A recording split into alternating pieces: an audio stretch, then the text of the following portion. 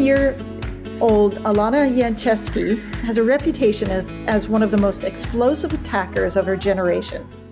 Hailing from Victoria and having represented the Young Matildas, Jancevski started at Melbourne Victory before moving across to Western Australia as an 18-year-old to sign for Perth Glory.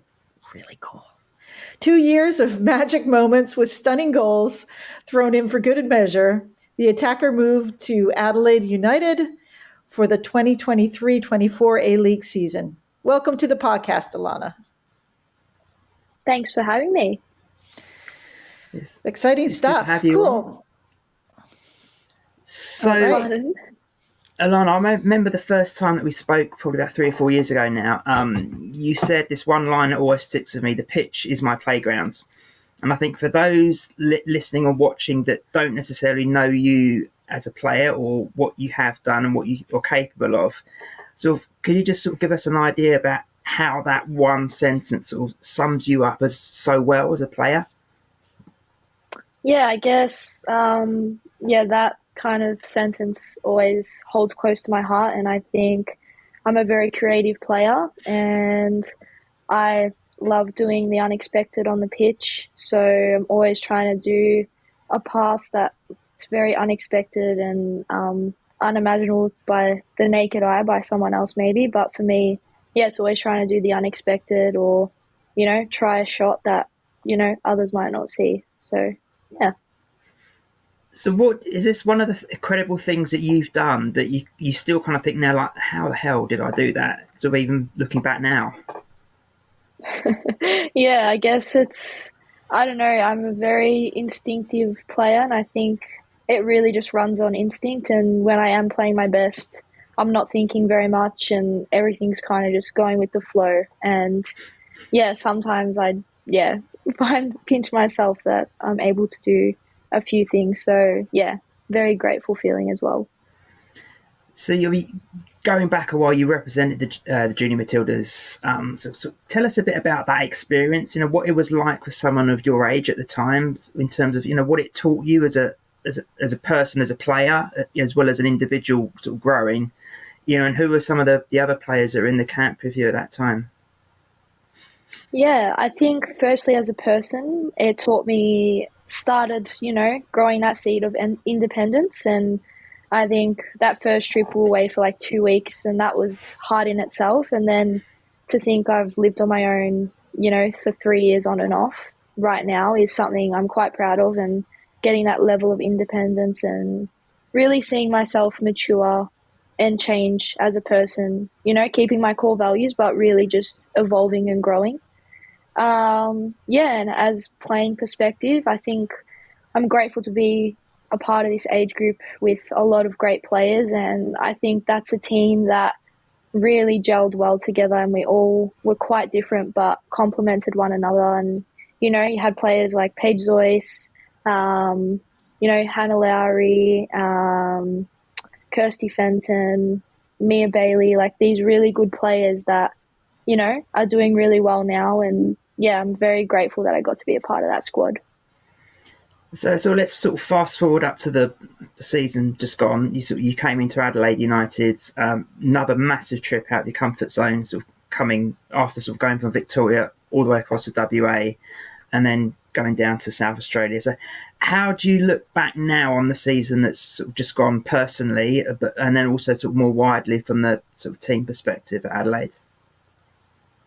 Yeah, I think obviously it was quite a difficult season results-wise, but I think for myself, stepping out of it and having time to think about it, I still grew as a person and a player. I was, my main goal was really trying to get more minutes on the park, and to start, about 70-75% of games is something that I'm really proud of and definitely a growth in the direction I want to go.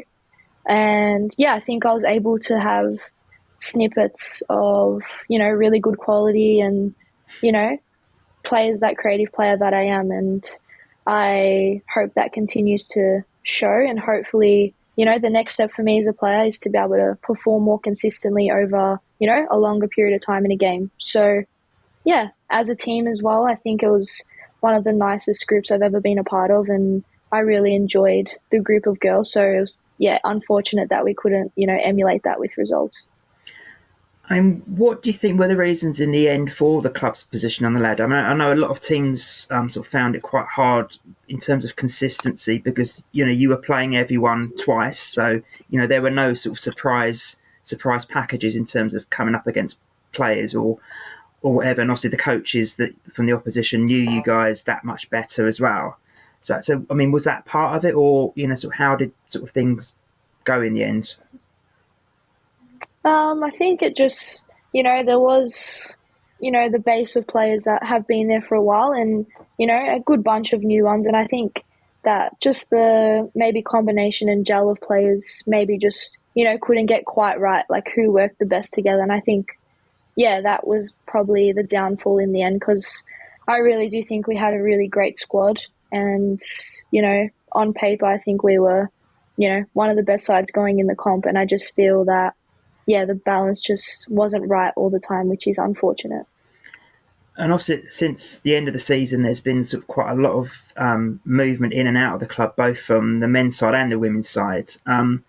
Is that just sort of like using both teams' seasons last year to sort of try and completely build again from a new base, or there's in terms of ins and outs in that respect?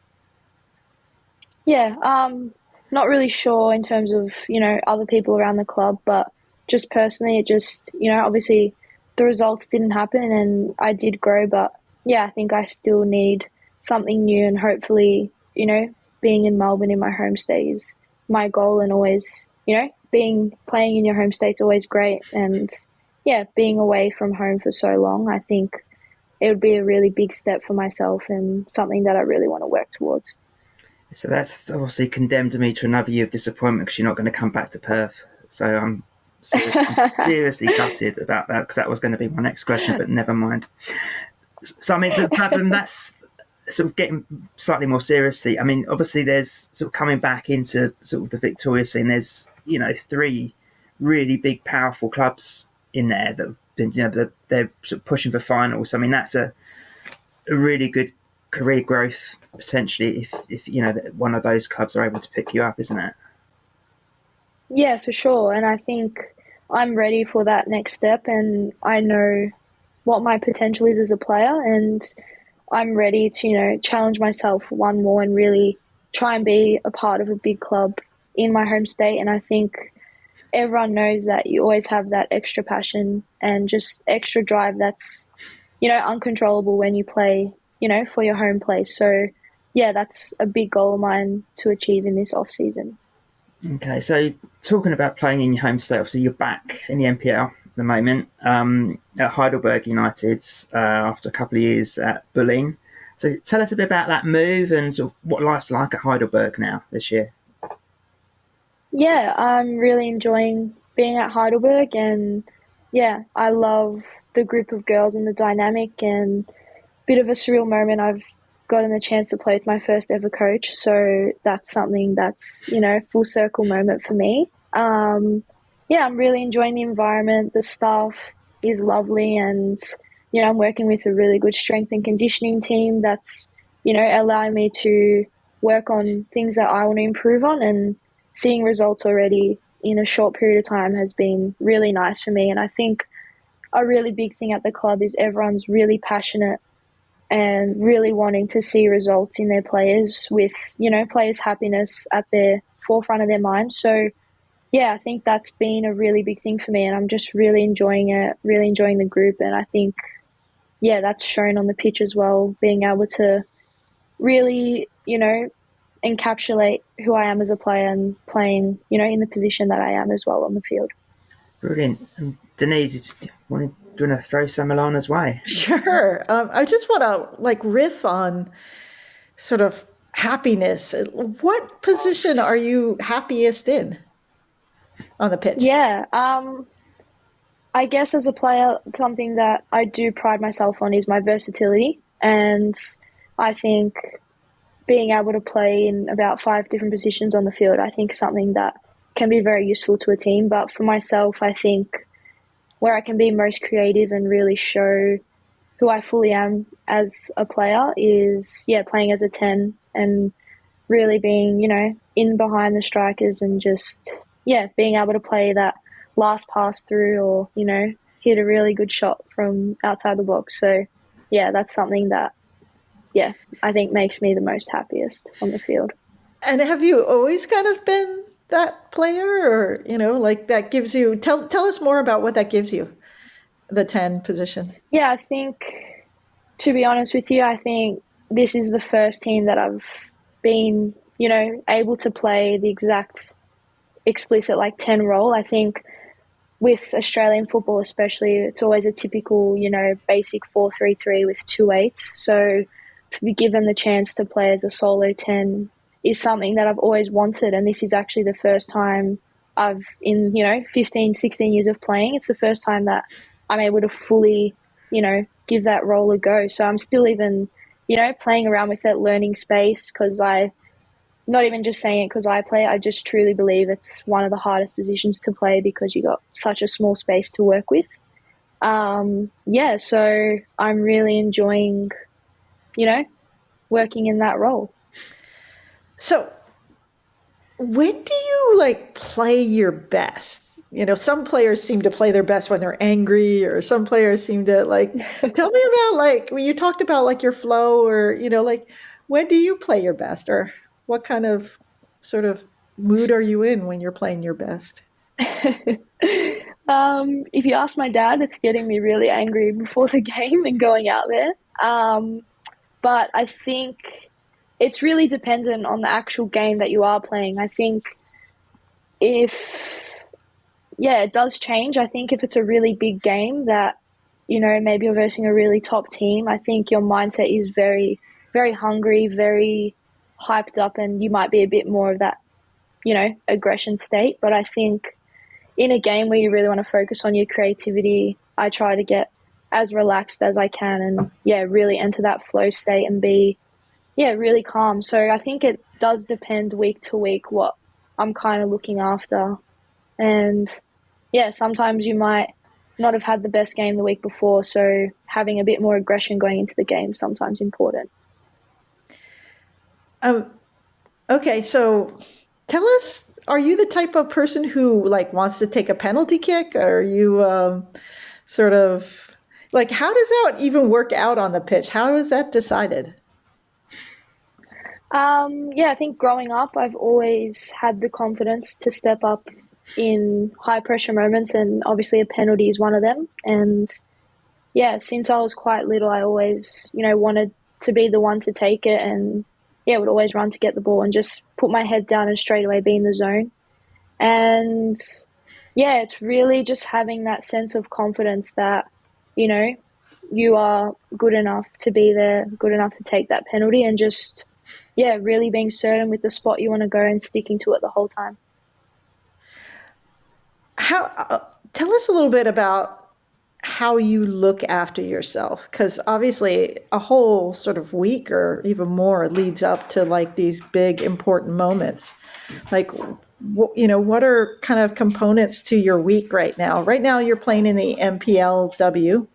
What's a typical week like for you, and how does it differ from the A League, and what are some of those components of that? Yeah, I think obviously a big difference is, with A-League you are doing a lot of team training constantly. So when you are in your off-season, you have to try and match that. But it's also kind of a different space that you want to be in. You have a bit more license to work on things in your own time. And I think this season more than other, I'm really pushing myself and training pretty much every day, whether that be in the gym, on the field, doing Pilates. So in a typical week, I'm doing about 8 sessions with the game. So I'm really pushing myself, and in between that time, finding time to do my university work. I also do some coaching. So I'm really enjoying that space as well, and helping younger girls coming up into the game. And then, another big thing for me to just relax is I'm really close with my family. So spending time with my family and my boyfriend as well is, really helpful for me to just, zen out and really just, take that time to recover and rest, which is also an important factor. So I like to plan my meals at the start of the week just to ensure I'm getting the right sort of foods on each day, and doing a lot of recovery things as well for my body so that, I can be in the best condition to play my best. Cool. And then what's game day like for you? Yeah, game day obviously is always a really fun day. And growing up, I think I've really started to notice what works well for me and what doesn't. And really just trying to be moving and doing something, not sitting around too much, I think is something that works best for me. And just trying to make it feel like just a normal day, I think is important as well. And I think that's when I play my best. And another thing, I want to try and switch my brain on in some sort of capacity, whether that's, maybe going to kick the footy or something outside, or playing a card game. Something else I like to do if I'm feeling that my focus isn't quite there, I'll grab my Rubik's Cube and just try and do that as well. So to really try and switch my focus. Having, really trying to make it feel like a normal day until it's time to get in the zone, put your music on and really go through, those mechanisms before, you go out and play. Do you have your own music, or are you subjected to other people's music? I guess in my own time, like driving to the game, I obviously get the opportunity to play my own music. And if I get, the DJ role in the change room, always happy to do that. But I think a good thing that we do in the change room is make a playlist all together so everyone gets a bit of what they like. Very cool. Alex, you want to put in some questions? Yeah, cool. So nice to meet you, Alana. My name's Alex. Likewise. So you played 22 matches in the A-League Women last season. What team did you most enjoy competing against? Oh, that's a great question. That's a hard one. I think the game I probably enjoyed the most and was probably the first game of the season. I think it was very entertaining and football that I like to be a part of. And I think we had good games against Sydney FC as well, and I think we're unlucky in some senses with that. And I also think Melbourne City have had a good brand of football all season as well. So difficult game to be in, but also enjoyable to be a part of. I have secret knowledge that Alex is a Wellington Phoenix fan. What was it like to play then? Did you enjoy coming to Wellington? Actually, as I finished talking, I was like, the Wellington game that we played in Wellington the crowd was the best crowd I've probably played in front of. It was such energy and really support behind the girls, which was really nice to see. And the location of the game was pretty cool as well. So yes, I would say that one as well. Oh, thank you so much. That's so nice. I'll pass that on to the Yellow Fever. Yeah. So this is a big one. Kind of, what is your ultimate goal in football? Where do you want to go? What do you want kind of your impact to be? Yeah, I think for me the most important thing, regardless of where I am, is to stay true to the player that I am and not steer away too far from that creative player that I like to be. And I hope that gives me the opportunity to go overseas and really take my creative and technical ability into countries like Germany or Spain and even England. So I think if the opportunity presents itself and, I do all the things right and aim for that consistency, I hope that that's something that can, come true. Yeah, great. So we're coming off the back of a home Women's World Cup, the biggest ever Women's World Cup. And it seems like women's football is growing like crazy, especially down here. How do you think the growth of women's football in the past year or so has affected you personally? Yeah, I think having the opportunity to attend and be really really immersed in such a special time in women's football was special to me, and I remember walking in to the first game that I watched at the World Cup.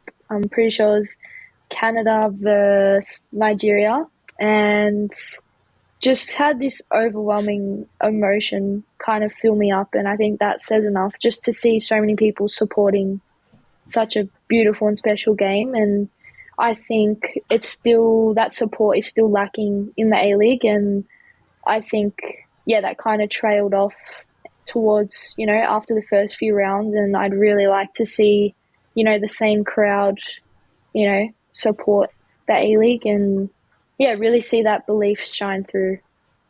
I think that's a really interesting point because, after the Euros in England, obviously things exploded in England. But I think underneath the sort of the headline acts in the WSL, there's still clubs in the WSL getting 500 people through the gates every week. So in terms of, sort of if you sort of take the difference in population into account, actually there is an argument that the A-League Women has bigger crowd numbers than the WSL in amongst certain clubs over here, if you take those populations into account. And I think it's below that top level where I think it's very easy for everyone to say, oh, everything's great. But below the top level, or even at certain clubs in the top level, it's not great still, is it? No, and I think it can be disheartening at times, and to see such a level of support for the World Cup. And I think, it comes down to a lot of factors. It's, media, it's also how they're trying to promote the game. I think it has to be a whole, circle of things that connect together to really, promote the game and get, people coming through the doors.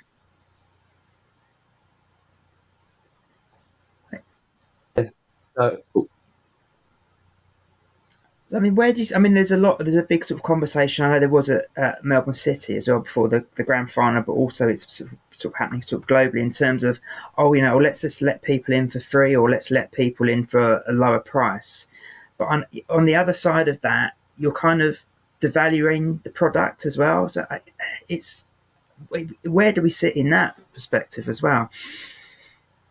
I kind of agree with lowering the prices, because as a spectator, if I'm sitting at home watching it on TV and I'm seeing, more bums in seats while watching, that's showing me that, this is this sport's trending. I want to see what it's about. That looks cool. I want to go as well. So I think that's more important than maybe you're charging $10 for tickets. Maybe you should charge $5. And that's, more people that people view on TV, and it's something that, is trending for a community that are watching it online. And I think that would bring more numbers in. And I think another way to do that is, going to schools every week and giving, schools free tickets, get schools to come. You might give them a hat each, and, people, maybe they'll go to netball training and someone will be like, oh, what's that team? And then, just really trying to build that community and,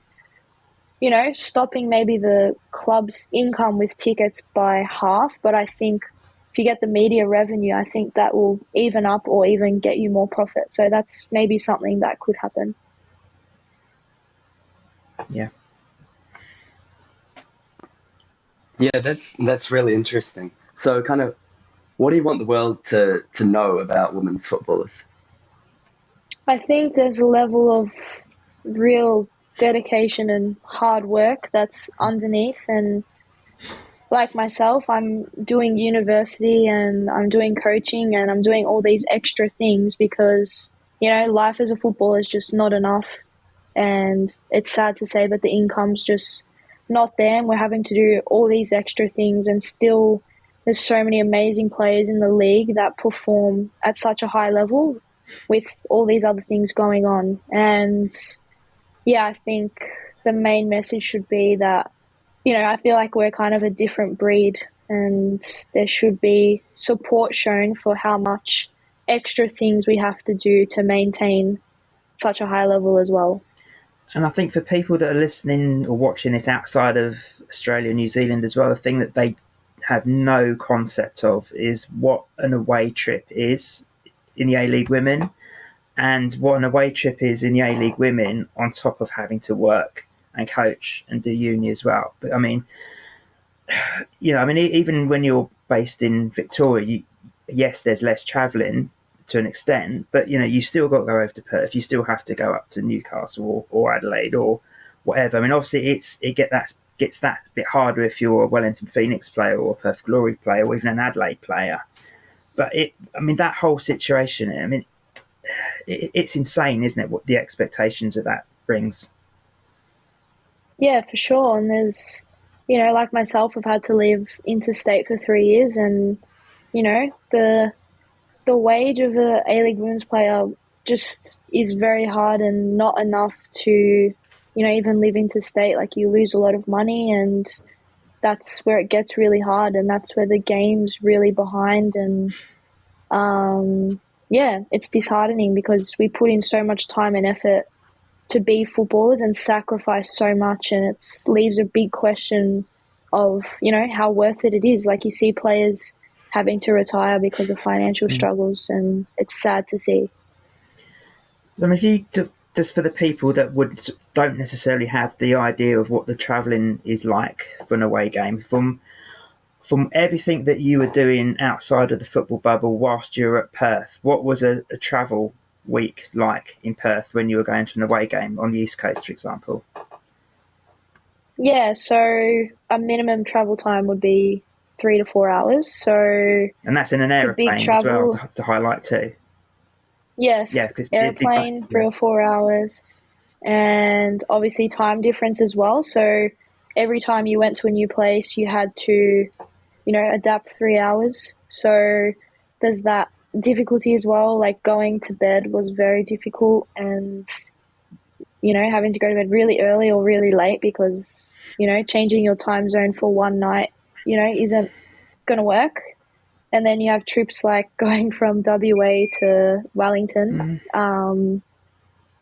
is a difficult one, about 8 hours. So to have to deal with things like that while trying to keep energy levels, perform, and sometimes you have uni assignments and things like that you have to get done, and it gets challenging.